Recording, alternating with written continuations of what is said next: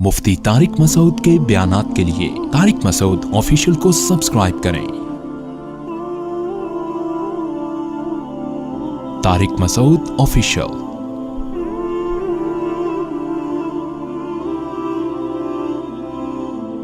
देखो, दुनिया में सारी चाहतें किसी की भी पूरी नहीं होती। ये तो हो ही नहीं सकता कि आप जो चाहें वो हो जाए। लोग वजीर आजम बनते हैं, जेल में चले जाते हैं। हकीकत है ये। कहां कहां इंसान पहुंचता है, फांसी के फंदों पे लटक जाते हैं और मालूम नहीं क्या क्या होता है। तो सारी चाहतें नहीं पूरी होने वाली हैं आपकी। तो अब हल क्या है इसका कि भाई हर ख्वाहिश पूरी करो, ये तो हो नहीं सकता। तो भाई समझौता कर लो। क्या ख्याल है?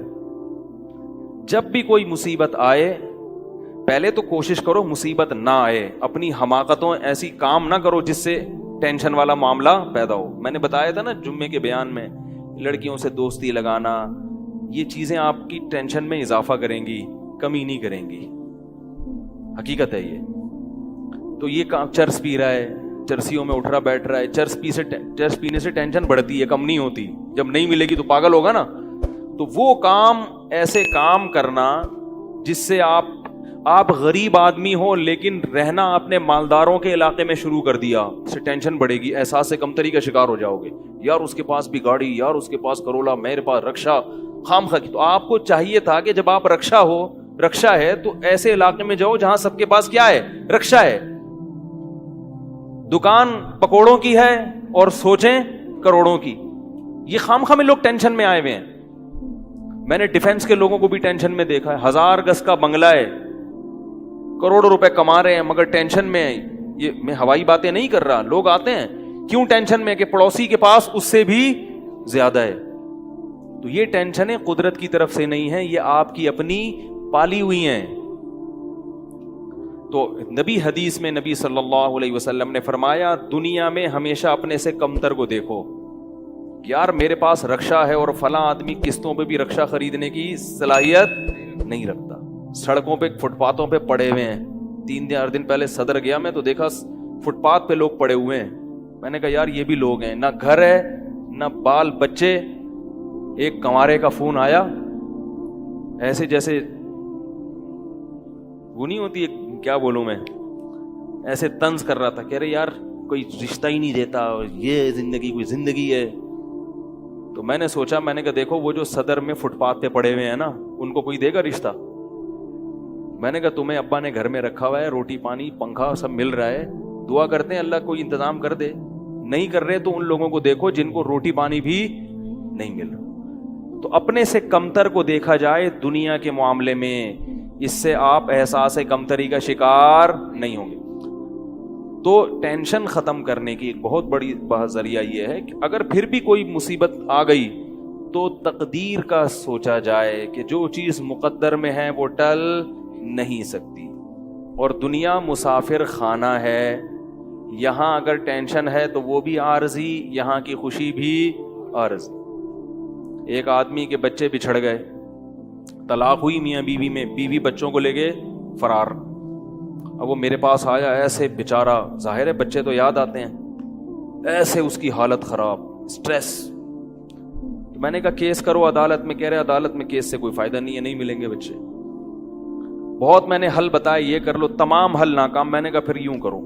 क्या करो? मिट्टी डाल। मैंने कहा डॉक्टर आफिया सिद्दीका का सोचो, वो औरत है, जेल में है, अपने बच्चों से दूर है,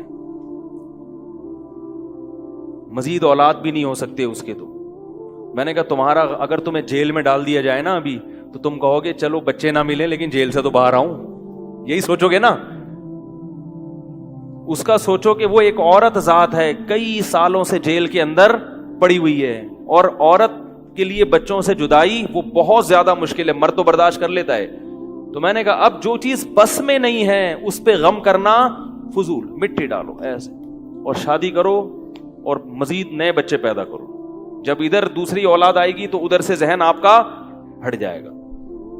कहते हैं लोग ताने देंगे, बच्चों को भूल गया। मैंने कहा लोगों के पास फालतू टाइम बहुत है, ठीक है ना, वो ताने देते रहेंगे, لوگوں کے تانوں کی پرواہ مت. جب ایک چیز آپ کے بس میں نہیں ہے تو اس پہ سوچنا کیسا.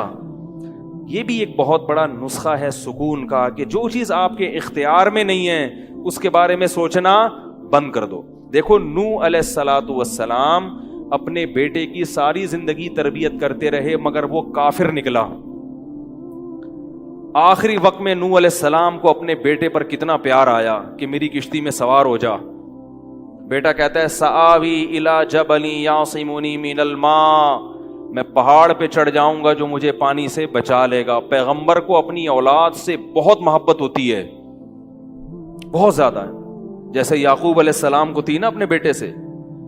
کتنا درد ہوگا اس وقت نوح علیہ السلام کے دل میں, کیسے تڑپ رہے ہوں گے. لیکن بیٹا باز نہ آیا. وحال بینہم الموج فکان من المغرقین, ایک موج آئی اور اس کو غرق کر دیا. نوح علیہ السلام نے اللہ سے دعا مانگی ان ابنی من اہلی, اے اللہ میرا بیٹا میرے اہل و عیال میں سے ہے, تو نے تو وعدہ کیا تھا تو میرے اہل و عیال کا خیال کرے گا. اللہ نے کیا فرمایا انہ لیس من اہلک, یہ تیرے اہل میں سے نہیں ہے, اس کا عمل ٹھیک نہیں ہے. فلا تسألنی ما لیس لک بہ علم, دوبارہ یہ سوال مجھ سے مت کرنا. اب یہ نہیں کہ نوح علیہ السلام بیٹھ گئے اور یہ کیا ہو گیا اور سوچیں یہ تو بڑھ گئے. بس نوح علیہ السلام نے فوراً استغفار کیا. اعوذ بک ان اسألک ما لیس لی بہ علم, اے اللہ میں تجھ سے پناہ مانگتا ہوں ایسی چیز کی, میں تجھ سے ایسا سوال کروں جس کی دلیل میرے پاس نہیں. بس بھول گئے. اب یہ تھوڑی کہ روتے رہیں بیٹھ کے, بھئی جو چیز بس میں نہیں ہے چھوڑ دو. تو ہم بہت ساری چیزوں کی ٹینشن لیتے ہیں جو ہمارے اختیار میں نہیں ہے. پیٹرول مہنگا ہو رہا ہے, بیٹھ کے خام میں پریشان ہے. بھائی تم سے پوچھ کے تھوڑی مہنگا ہوا ہے. غم کرنے سے اگر وہ سستا ہو جائے تو رو. میرے پاس تھی Kawasaki G T O, Kawasaki G T O 125. آپ کو پتا ہے کیا بائک تھی وہ, ہم نے بھی بڑے شوق پالے ہیں ایک زمانے میں. میں اس میں پیٹرول ٹھیک ٹھاک ڈلتا تھا. اب جب پیٹرول مہنگا ہوتا تو سب سے زیادہ متاثر میں ہوتا تھا اس سے.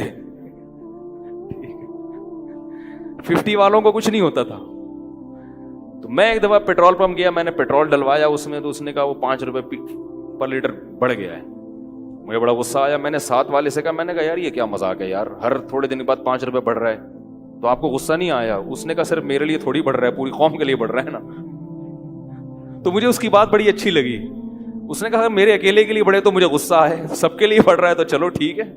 اس دن کے بعد سے اب تک پیٹرول بڑھنے پر مجھے غصہ نہیں آیا. میں یہی کہتا ہوں یار مجھے ٹینشن لینے سے کیا ملے گا. 100 روپے لیٹر بڑھ جائے, زیادہ زیادہ یہ ہوگا, بہت زیادہ بڑھے گا تو گاڑی بیچ دو. بھائی نہیں ہمارے کنٹرول سے باہر ہو گئی ہے, گاڑی بیچ دو, دوبارہ آ جاؤ, ٹیکسی پہ آ جاؤ, پھر بھی ہے تو پھر رکشے پہ آ جاؤ, پھر چنچی پہ آ جاؤ, پھر پیدل ہو جاؤ. جو چیز اختیار میں نہیں ہے اس کی ٹینشن لینا حماقت ہے. بات آ رہی ہے سمجھ میں؟ اسی طرح یاد رکھو اولاد کی تربیت کا معاملہ ہے. ہمارے ہاں جو لوگ نئے نئے دیندار بنتے ہیں یا پرانے بھی, وہ چاہتے ہیں میرا گھر 100% خلفائے راشدین جیسا بن جائے, جبکہ بیگم پہ کنٹرول نہیں ہوتا, وہ الگ سمت میں جا رہی ہوتی ہے. اب آپ نے ڈنڈا چلانا شروع کر دیا, بچے باغی ہونا شروع. وہ بجائے دین پہ آنے کے ابا کو مکھنچو سمجھنا شروع کر دیتے ہیں اور بغاوت پھیلتی ہے. تو بھائی آپ اعتدال سے تربیت کی کوشش کرو. ہو گئی ٹھیک ہے, نہیں ہوئی ہم سے نہیں سوال ہوگا, ہم جو کر سکتے تھے ہم نے کر لیا. تو ہم نے نا بہت ساری چیزیں, یہ ہو رہا ہے معاشرے میں غلط, یہ ہو رہا ہے, وہ والے وہ جماعت کیوں آ گئی, وہ جماعت کیوں آ گئی, وہ فلاں فرقہ کیوں بڑھ رہا ہے, یہ والے کی کم ہو رہے ہیں, وہ زور سے آمین کیوں کہہ رہے ہیں, وہ آہستہ آمین کیوں کہہ رہے ہیں, ٹھیک ہے نا, وہ رفع الیدین کیوں کر رہا ہے, وہ رفع کیوں نہیں کر رہا. میرا ایک اصول ہے, میں جب کسی ٹاپک پر بیان کرتا ہوں تو مجھے جب بھی کوئی ایسے اختلافی مسائل پر بیان ہوتا ہے نا, تو اکثر لوگوں کے پھر واٹس ایپ پہ میسج آنا شروع ہوتے ہیں, آپ نے جو یہ بیان کیا اس میں یہ والی بات, حالانکہ اس بات کا جواب اس میں موجود ہوتا ہے. تو میں پھر مزید جواب نہیں دیتا, میں کہتا ہوں پورا بیان سنیں. وہ پھر جواب بھیجتے ہیں کہ ہم نے پورا بیان سنا ہے. میں کہتا ہوں دوبارہ سنیں. کہتا ہے سنا تو ہے, مجھے جواب نہیں ملا, جبکہ مجھے پتا ہوتا ہے جواب اس میں ہے. میں کہتا ہوں پھر تیسری بار دوبارہ سنیں, کیونکہ اس سے زیادہ کہ ہم مکلف نہیں. اب یہی تھوڑی کہ ایک ہی چیز کو لے کے پھر وہی سوال وہی جواب وہی سوال وہی جواب. پبلک کے پاس تو ٹائم ہے, وہ تو کرتے رہیں گے اور آپ کی صلاحیتیں بیکار ضائع ہوتی رہیں گی. بھائی ہم نے ایک ٹاپک پر بات کی, پورا کور کیا اس کو, مجھے اچھی طرح معلوم ہے آپ کے ان تمام سوالات کا جواب اس میں موجود ہے. اب بار بار سوال کرو گے تو ہم نئے سرے سے جواب دے کے ٹائم ضائع, یہ ٹینشن ہے خام خواہ کی کیوں پالیں؟ ٹینشن پتہ ہے کیا ہوتی ہے؟ ٹینشن یہ ہوتی ہے کہ یار اتنی تفصیل سے میں نے بیان کیا پھر بھی لوگوں کی سمجھ میں نہیں آ رہا, ہائے یہ کیا یار, یہ کیا. اس سے آپ خام خواہ میں آپ کے سر کے بال غائب ہوتے رہیں گے. تو ہم یہی کہیں گے اے اللہ ہم سے جو ہو سکا تھا ہم نے کر دیا, اب سمجھ میں آنا سمجھانا کس کے بس میں ہے؟ اللہ کے بس. نبی کی بات سب کی سمجھ میں نہیں آئی, اور اللہ تعالیٰ نے نبی کو کتنی تسلیاں دی ہیں قرآن میں. نبی کو بار بار کہا کہ آپ جو سمجھا رہے ہیں پھر بھی یہ نہیں سمجھ رہے تو ٹینشن نہ لیں. کیوں؟ نبی کو اگر زیادہ ٹینشن ہوگی تو کام کون کرے گا؟ قرآن میں سینکڑوں آیتیں ہیں جو صرف تسلی پر مبنی ہیں, جن میں نبی کو کیا دی جا رہی ہے؟ تسلی. لعلک باخع نفسک علی آثارہم, کہیں ایسا نہ ہو کہ ان کی ہدایت کے پیچھے آپ کی جان ہی ہلاک ہو جائے, یعنی غم سے. کیونکہ نبی صلی اللہ علیہ وسلم حیران ہوتے تھے کہ ان کو میں نے معجزے بھی دکھا دیے اور میں نے بتایا کہ یہ بت ہیں جن جو نہ سن سکتے ہیں, نہ دیکھ سکتے ہیں, نہ بول سکتے ہیں, ہر طرح سے سمجھا دیا. ٹھیک ہے, اور میری 40 سالہ زندگی بھی انہوں نے دیکھی کہ زندگی میں کبھی میں نے جھوٹ نہیں بولا, امین اور صادق مشہور ہوں. اور یہ پیغمبروں کا انتظار بھی کر رہے تھے کہ ایک نبی آنے والا ہے. سب چیزیں ہو گئیں پھر بھی نہیں مان رہے, تو ٹینشن تو ہوتی ہے نا. تو قرآن نبی کو کیا کہہ رہا ہے کہ مزید ٹینشن لیں؟ نہ قرآن ٹینشن کیا کر رہا ہے؟ کام. نہ ٹینشن نہ لیں, ٹینشن نہ لیں. ما انت علیہم بمسیطر, آپ ان پر نگہبان نہیں ہیں, داروغہ نہیں ہیں, گن پوائنٹ پہ نہیں لائیں گے آپ کسی کو, آپ سے سوال نہیں ہوگا. آپ بلغ ما ارسل الیک من رب انزل الیک من ربک, آپ کا کام ہے پہنچانا. یہاں تک کہ اپنے سگے چچا ایمان نہیں لے کر آ رہے, جنہوں نے آپ کو پالا بچپن سے. چلو وہ تو دشمن تھے, وہ ایمان نہ لائیں تو انسان صبر کرتا ہے, یہ تو دشمن ہے. اپنے سگے چچا جنہوں نے بچپن میں پالا, کفالت کی آپ کی, 3 سال رسول اللہ صلی اللہ علیہ وسلم کا بائیکاٹ کیا ہے قریش نے, کھانا پینا بند کر دیا, شعب ابی طالب کی گھاٹی میں بند کر دیا بنی ہاشم کو, کہ ان کا 3 سال تک کوئی لنک نہیں ہوگا ان سے, تاکہ یہ رجوع کریں اپنے دین سے. ابو طالب بھی آپ صلی اللہ علیہ وسلم کے ساتھ اس گھاٹی میں بند ہوئے, ایمان نہیں لائے مگر اپنے بھتیجے کا ساتھ دیا. اتنے اچھے چچا لیکن ایمان نہیں لائے. کیسا نبی کا دل کڑتا ہوگا کہ نہیں ہوگا؟ موت کے وقت آ کے نبی نے کہا کہ ایک دفعہ کلمہ پڑھ لیں تاکہ قیامت کے دن آپ کی بخشش کر سکوں, سفارش کر سکوں, آپ کی اللہ سے بخشش کی دعا کر سکوں. کیسا دل مچلتا ہوگا نا. ابو طالب کو خیال آیا کلمہ پڑھنے کا. قریش کے جو سردار تھے انہوں نے ابو طالب کو دیکھنا شروع کر دیا کہ کلمہ, کتنا غصہ آیا ہوگا نبی کو ان سرداروں پہ کہ میرا چچا جس نے میری اتنی کفالت کی, مجھ سے اتنی محبت کی, آج وہ میرے سامنے جہنم کی آگ میں داخل ہو رہا ہے اور یہ کمبخت کھڑے ہوئے اس کو ورغلا رہے ہیں. ابو طالب نے چند اشعار کہے کہ اگر مجھے یہ ڈر نہ ہوتا کہ عرب کہیں گے کہ ساری زندگی اسلام نہیں لایا, موت کے وقت موت کے ڈر سے باپ دادا کا دین چھوڑ دیا, یہ ڈر نہ ہوتا تو آئے محمد آج میں تیری آنکھیں کلمہ پڑھ کے ٹھنڈی کر دیتا. لیکن اس کو انہوں نے غیرت کا مسئلہ بنا لیا کہ میں مروں گا تو سردار کہیں گے کہ یہ ایک زبان والا نہیں ہے. زبان تبدیل کر لی انہوں نے, کرنا تھا تو پہلے ہی مان لاتا نا, اب کیوں. اور وَلَقَدْ عَلِمْتُ بِأَنَّ دِينَ مُحَمَّدٍ مِّن خَيْرِ أَدْيَانِ الْبَرِيَّةِ كُلِّهَا, مجھے یقین ہے کہ محمد جو میرا بھتیجا دین لے کر آیا ہے تمام دنیا کے دینوں میں سب سے افضل ہے. لولا الحذار لولا الملامت او حذار مسبت, اگر ملامت کا خوف یا لوگوں کے برے بھلے کہنے کا خوف نہ ہوتا تو آج میں اپنے بھتیجے کی آنکھیں ٹھنڈی کر دیتا. کیسا دل کڑا ہوگا میرے بھائی, کیسا, جس کو جہنم کی آگ کا یقین ہے اور ان کو معلوم ہے کہ میرا چچا جہنم کی آگ میں داخل ہونے والا ہے, کیسا تڑپ رہے ہوں گے. اور ابو طالب کی آنکھیں بند ہو گئیں. نبی صلی اللہ علیہ وسلم اتنے غمزدہ ہوئے. اللہ نے پھر کیا دی؟ تسلی کی آیتیں کہ ٹینشن نہ لو.